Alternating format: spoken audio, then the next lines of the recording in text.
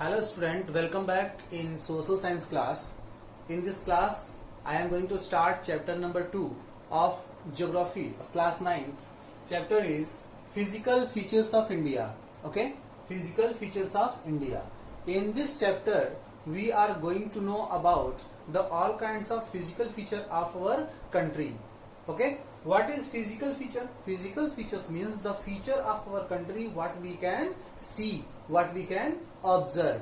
Okay, but first we have to know about the introduction of this chapter. Okay, and then after I will go into the detail. Now see, India has a total area, about it you have read in the first chapter.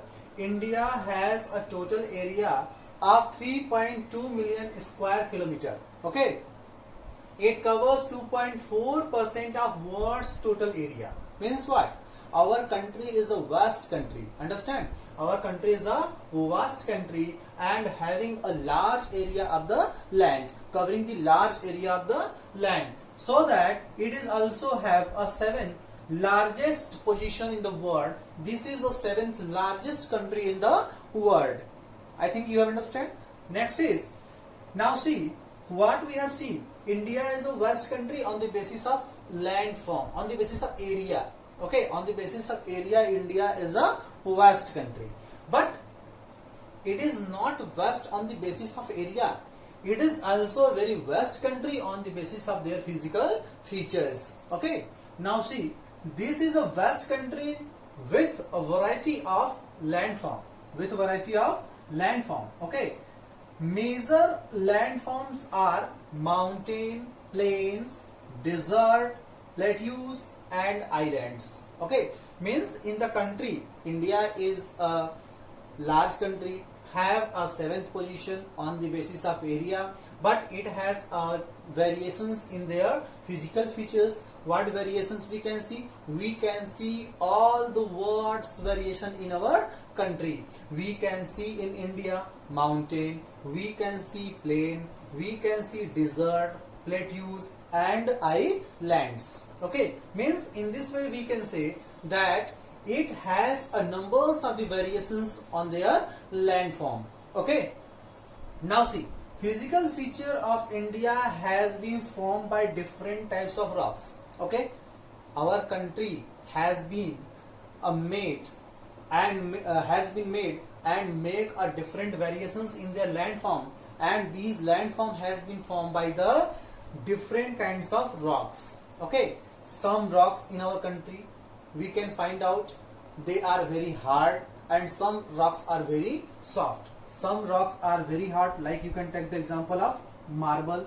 Marble is a metamorphic rock and that is very hard. Okay, and second is soapstone. Soapstone is a very soft rock. It is used to make talcum powder. Okay, I think you are using talcum powder at your home. That is made by the soapstone. Okay, now see, color of soil is also varied. Yes, the color of soil is also varied. Why? Because of the different types of rocks. Okay, suppose करो ये जो आप देख रहे हो colours जो है soil का, वो सॉइल का कलर भी अलग अलग है. कुछ सॉइल कैसे हैं? कुछ सॉइल ब्लैक सॉइल है, कुछ सॉइल रेड सॉइल है, कुछ सॉइल येलो सॉइल है ना, कुछ या एल्यूवियल सॉइल है. तो they are having different kinds of colour and their colour is affected on the basis of the availability of rock on that place. मतलब जिस स्थान पे जैसा रॉक मिलेगा वहां पे उसी तरीके का सॉइल मिलेगा. ठीक है, जैसे for example if you will observe into the Ganga plain, in the Ganga plain, then you will see there will be a alluvial soil. Okay, that color will be shining. And why that color is shining? Why is alluvial soil is there? Because that soil has been formed by the sandstones. Okay, you know that Himalaya is made by the basically deposition of soil. Are you understand? Not deposition of soil, that has been folded mountain and folded by the different kinds of slums which has been deposited into the टेथीसी। तो slums के deposit होने से Himalaya mountain बना है, और जब उस पे टॉप पे आप देखेंगे आइस डिपोजिशन होने की वजह से जब उसमें नदियों का ओरिजिन हुआ तो नदियों ने क्या किया, मिट्टियों को काट काट के लाना शुरू किया और उससे प्लेन एरिया में डिपॉजिट करना शुरू कर दिया। ठीक है, अब वो जो मिट्टियां हैं that is Sandy soil, that is the Sandy soil have a different colour. But if you will go into the Maharashtra and in the Tamil Nadu, in other region, then you will find out there black soil. Why? Because in around that area you will found plateaus. Okay, you will find out plateaus there. Okay, and plateaus are made by the volcanic eruption. Okay, plateaus basically formed by the help of volcano. Are you understand? And they are having primary rock, and so that because of availability of igneous rock there, when they were eroded or they are eroded, they took the form of black soil. Okay,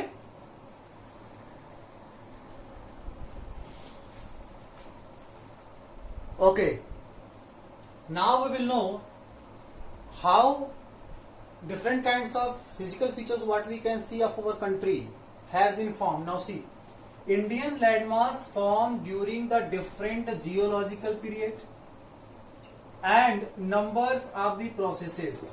There is two reasons, okay, by which landmass took form: geological period and processes. These are very slow process. Understand? We cannot see it suddenly. हम इसे तुरंत नहीं देख सकते। आ समझ में? ये geological जो पीरियड है ना, इसका एक लंबा समय होता है। उस समय परिवर्तन, उस समय के अनुसार लैंडफॉर्म में परिवर्तन होता है ना। और दूसरा क्या है लैंडफॉर्म में परिवर्तन लाने का? प्रोसेसेस। ओके, तो first we will understand about the processes, then after we will know about the geological period. Now see what are the processes? Weathering, erosion and deposition. Okay, what is weathering? Breaking of rocks is called weathering. Okay, breaking of rocks is called weathering. चट्टानों के टूटने फूटने को क्या कहते हैं? Weathering कहते हैं। ये टूटते फूटते कैसे हैं? तो now try to understand by looking this picture. Weathering क्या होता है? Weathering can be cause of sunlight. Sunlight क्या करता है? सनलाइट चट्टान पे ट्रैप करेगा, चट्टाने हीट होंगी, हीट होने के बाद अचानक अगर बारिश होता है तो ये चट्टानों के बीच में क्रैक्स आ जाते हैं और वो क्रैक्स धीरे धीरे बढ़ने लगते हैं और चट्टान टूट के गिर जाता है। That is called weathering. ये वेदरिंग एक कारण और एयर से भी हो सकता है, सन से भी हो सकता है ना। एयर भी वेदरिंग का एक कारण है, और रेनफॉल में भी। Okay, these are the causes of weathering, they help to break the rocks. Are you understand? This is the physical feature, and with the help of rainfall we can get the chemical factors. Okay, physical factors and chemical factors, two factors are there, they play a vital role to make the process of weathering. Okay, अब weathering तो हो रहा है, चट्टानें टूट रही हैं, लेकिन जब बारिश हो रहा है तो बारिश की वजह से क्या होता है कि जो चट्टान टूटी हुई चट्टानें हैं वो वाटर फ्लो की वजह से तेजी से फ्लो करने लगता है। तो माउंटेन में स्लोप बहुत ज्यादा है ना। I understand? There is the great slope into the mountain, so that the water flow will be very high. Understand? पानी जो होगा बहुत तेजी से फ्लो करेगा, and because of the high speed, that part of the stones that will started to roll up. Understand? And slowly that change into the small particles, means that will change into the soil. Okay? As these particles with the water will come into the plain area, then the speed of the water will become very slow. Understand? And at that condition what will happen? These sands will be deposited on their bank. Okay, river will started to deposit these sands around their bank. Okay, and this soil is known as the sand deposition. Means what is this? This is the process of weathering. चट्टानें टूटी, erosion process हुआ, और उसके बाद क्या हुआ? यहाँ पे डिपोजिशन हुआ। Are you understand? This is also a process that will also make a change into the landform. Are you understand? These will make the changes into the landform. Okay. Now we will know about the geological period, and through geological period Okay, means during the geological period what changes we can see, we will know about them. Okay,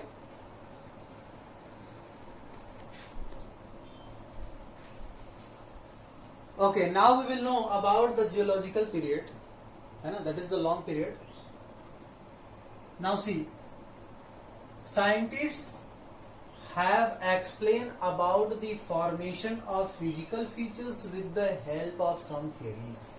Okay, actually about the changes of earth not anyone can explain in a right way, because human does not exist at the time when our earth took form. जब हमारे अर्थ का निर्माण हुआ उस समय मानव की उत्पत्ति नहीं हुई थी, मानव की उत्पत्ति करोड़ों वर्षों बाद हुई, है ना. तो यह कहना इम्पॉसिबल है मानव के लिए कि किस प्रकार से, है ना, किस तरीके से हमारे अर्थ के अपर पार्ट का निर्माण हुआ या किस प्रकार से अर्थ का निर्माण हुआ. But some scientist, okay, made their experiment and then after they have given their some theories, है ना. वो अपने अनुभव के आधार पे उन्होंने कुछ वैज्ञानिकों ने कुछ थियरीज दिए. वो थियरीज क्या है देखिए. Most truthful theory is the theory of plate tectonic, है ना. बहुत सारे थियरीज दिए गए, बहुत सारे साइंटिस्ट ने अपने अपने व्यू दिए, लेकिन उसमें जो मोस्ट ट्रूथफुल है वो क्या, कौन सी थियरी है, theory of plate tectonic. Okay, before start this theory, first I want to explain about the definition of plate and tectonic. Now see the meaning of plate and tectonic. Major and minor parts of the earth crust is called plate. Okay, you know that, you can see in your book there is given a map and you can see some boundaries, they are plate. Okay, are you understand? There are some major plates and some minor plates. Are you understand? इन प्लेटों को हम क्या कहते हैं, sorry, इन जो major parts earth crust के उसको हम क्या कहेंगे, प्लेट कहेंगे. जो मेजर और माइनर पार्ट्स हमारे जो मेजर और माइनर पार्ट्स हैं हमारे अर्थ क्रस्ट के उसको हम क्या कहते हैं, प्लेट कहते हैं. टेक्टोनिक क्या है, टेक्टोनिक एक ग्रीक वर्ड है. Tectonic is a Greek word that means builder, है ना. टेक्टोनिक एक ग्रीक वर्ड है जिसका मतलब क्या है, बिल्डर, मतलब किसी चीज का निर्माण करने वाला. Are you understand? Now see the definition of और meaning of tectonic. Movement of plates, movement of plates, what you have seen, major and minor part of the earth crust is called plate. Means major and minor parts of the earth crust always move. Okay, always move. The movement of plates is called tectonic. They will move vertical, they will also move horizontal. Either they will move vertical or they will move horizontal. Okay, the movement of the earth crust or movement of the plate is called tectonic. Are you understand? So that we can define plate tectonic, the science that deals with the motion of the crustal part, motion of the crustal part is called plate tectonic, है ना. ऐसा विज्ञान जो कि crystal part के movement यानी कि गति के बारे में अध्ययन करे उसे हम क्या कहते हैं, plate tectonic. Are you understand? Now we will know about the causes of plate tectonic. Okay, what are the causes of plate tectonic, we will know about them. Now see, first is earth rotation and second is hot spot. It is not given in your book, but if you will not understand it, then you will not understand about the plate tectonic theory. Okay, तो पहले आपको जानना है क्या क्या कारण है plate tectonic के. तो दो कारण है, पहला है अर्थ का रोटेशन और दूसरा है हॉट स्पॉट. हम जानेंगे अर्थ रोटेशन के बारे में. I have not globe, so that I have made this diagram. You have to understand आप बाय लुकिंग इट. अब देखिए, ये जैसे मान लीजिए एक ग्लोब है ना. जब मूवमेंट हमारा अर्थ करता है, अर्थ रोटेट करता है, ड्यूरिंग दी रोटेशन, जब रोटेशन होता है तो सेंट्रीफ्यूगल फोर्स के कारण, किसके कारण, सेंट्रीफ्यूगल फोर्स के कारण जो लैंड मास हैं पोलर साइड में वो खींच करके कहा जाते हैं, इक्वेटर की तरफ. कहा जाते हैं इक्वेटर की तरफ, इस तरीके से, है ना. Because of centrifugal force they will move towards the equator, and because of it the land masses of the crust change their place.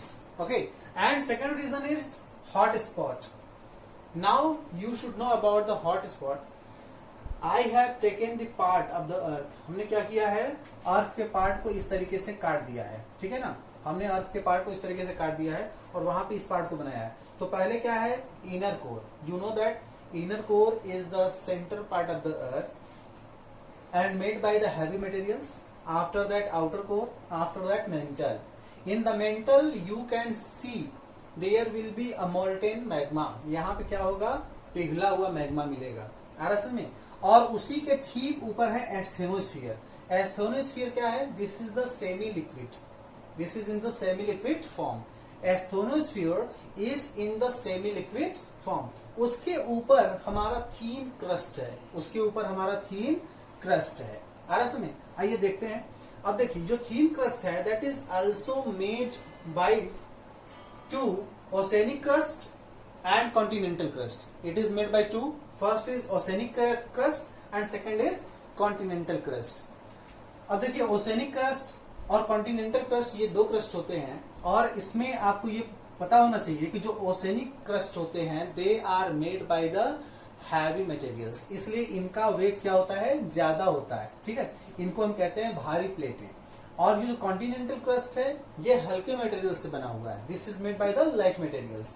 तो होता क्या है कि जब हमारे मेंटल में है ना, जब हमारे मेंटल में जो मोल्टेन मैग्मा है जब ये बॉइलिंग करते हैं तो इस तरीके से बॉइलिंग करेंगे, ठीक है, इस तरीके से, है ना. जब उबाल आता है इनमें तो इस तरीके से करंट चलता है. ये इस साइड चलेगा और ये इस साइड चलेगा. तो होता क्या है कि ये जो ये ओशनिक करंट है ये ओशनिक करंट इधर मूव करता है और कॉन्टिनेंटल क्रस्ट इधर मूव करता है, आरस में. और इनके मूवमेंट की वजह से क्या होता है, इनके मूवमेंट की वजह से स्थानों में परिवर्तन होता है. इस करंट को क्या कहते हैं, conventional current. This is known as the conventional current. You have to note down this conventional current. This current occurred in the molten rock. This current is occurred in the molten rock in the mantle, है ना. यह current जो है conventional current कहाँ increase होता है, mental में increase होता है, ठीक है. And because of this current plate move in different direction. और इसके मूवमेंट की वजह से, इस करंट की मूवमेंट की वजह से प्लेटों में भी स्थान परिवर्तन होता है. Are you understand? If you have any doubt you will ask me. Okay, now we will know about the plate margins. Now see what margins we can see. We can see different current in the mantle, and because of that we can see the different structure on the earth. Okay, because of this current made the effect on the structure of the earth. Okay, now see, this is the current. Okay, this is the current which is, this is the conventional current. This is the conventional current which is found into the mantle. This is a divergent current. They are going into the opposite direction. And this is the convergent current. They are coming into the same direction. Are you understand? Divergent current and convergent current. अब होता क्या है इससे, ये समझिए. Plate tectonic theory के अनुसार हमने क्या जाना, हम जान रहे हैं प्लेट मार्जिन्स, ठीक है. अब प्लेट मार्जिन्स को जानने के लिए हमें क्या जानना होगा, करंट के बारे में, है ना. जो कि मेंटल में करंट चल रहे हैं, कन्वेंशनल करंट चल रहे हैं, उसके बारे में जानना है. तो there are two types of current. First is divergent current and second is convergent current. Okay, ये जो करंट है ये क्या करते हैं, एक तो डाइवर्जेंट अपोजिट डायरेक्शन में चल रहा है और कन्वर्जेंट सेम डायरेक्शन में चल रहा है. तो इससे होता क्या है कि जो कन्वर्जेंट करंट है, first is convergent current. This current is moving into the same direction so that it is pulling out the plate into the same direction. होता क्या है कि जब ये दोनों एक दिशा में ऐसे करंट चल रही हैं तो ये प्लेट को खींचती हैं. ऊपर के प्लेट जो है, ऊपर जो क्रस्ट है उस क्रस्ट को क्या करती है, ऊपर जो प्लेट है उस प्लेट को खींचती हैं सेम डायरेक्शन में. तो जब सेम डायरेक्शन में खींचती हैं, कन्वेंशनल करंट चल रहा है, उसके ऊपर जो प्लेट है वो सेम डायरेक्शन मूव करता है. तो मूव करते करते आता है और एक दूसरे से टकरा जाता है, ठीक है. तो जो हैवियर प्लेट है, मैंने क्या बताया, oceanic plate is the heavier plate and continental plate is the lighter plate. तो जो लाइट होगा वो चला जाएगा ऊपर और जो हैवी होगा वो नीचे चला जाएगा। तो कन्वेंशनल करंट की वजह से जब दो प्लेटें आती हैं तो जो हैवी प्लेट है वो चला जाता है नीचे और जो लाइट प्लेट है वो हैवी प्लेट के ऊपर आ जाता है। तो ऊपर आने के बाद प्रेशर की वजह से और ऊपर जो जमे हुए कचरे हैं वो क्या होते हैं, धीरे धीरे फोल्ड होने लगते हैं, जिसकी वजह से क्या बनता है, फोल्ड माउंटेन। जिसकी वजह से क्या बनेगा, फोल्ड माउंटेन। आ रहा में।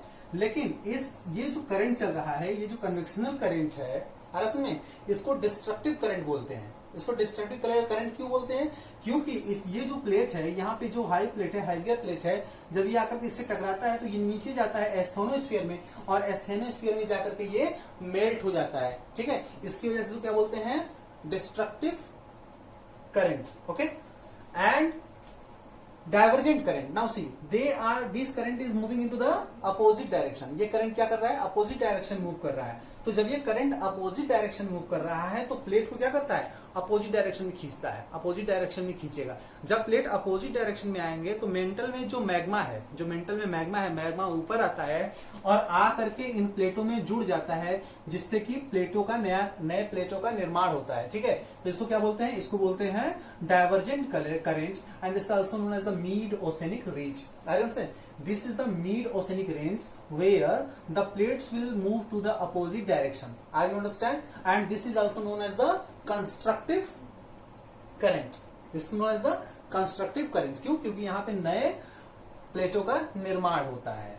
में अब देखिए होता क्या है कि जब ये अपोजिट डायरेक्शन में जा रहा है, इधर से ये डायरेक्शन में आ रहा है, इसके प्रेशर लगने की वजह से फोल्ड माउंटेन तो बन गया, लेकिन यहाँ पे क्या होता है, प्रेशर बढ़ने की वजह से ये जमीन का पार्ट या तो फट जाता है या तो ऊपर उठ जाता है और फटने के यहाँ पे वॉल्केनिक इरप्शन हो जाता है। वॉल्केनिक इरप्शन की वजह से यहाँ पे हाई लावा का डिपोजिशन हो जाता है, जिससे कि ये ऊंचा उठा हुआ क्या बन जाता है, प्लेट्यूज बन जाता है। ये क्या बन जाता है, प्लेट्यूज बन जाता है। ठीक है, लेकिन इसके प्रेशर से, इस माउंटेन और प्लेट्यूज के प्रेशर के बीच में जो प्रेशर लगता है उसकी वजह से ये बीच वाला पार्ट नीचे धंस जाता है, जिससे कि बहुत डीप वैली बन जाती है।